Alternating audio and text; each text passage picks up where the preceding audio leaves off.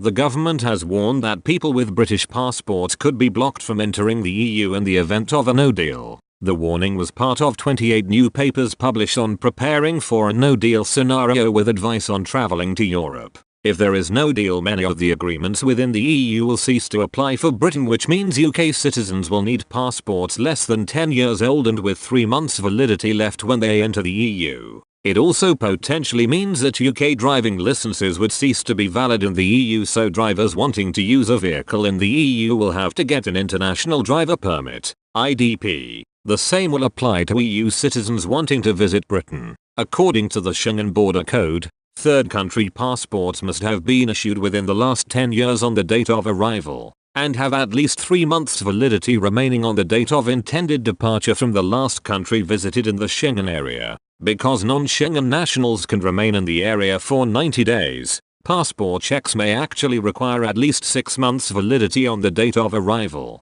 The government's technical notice says, if you plan to travel to the Schengen area after the 29th of March 2019, to avoid any possibility of your adult British passport not complying with the Schengen Border Code, we suggest that you check the issue date and make sure your passport is no older than 9 years and 6 months on the day of travel. If your passport does not meet these criteria, you may be denied entry to any of the Schengen area countries, and you should renew your passport before you travel. In a further complication, since 2001 some adult British passports have been issued with more than 10 years before they run out. This happened in cases where passports were renewed before expiring, meaning the time left on the old travel document was added to the new one. In such a scenario, the passport holder would not be able to use the expiry date to check if it would be valid under the new rules. From the beginning of this month, extra validity is no longer being added to passports, with maximums now set at 10 years for adult documents and 5 for child passports. Other papers included information on space debris,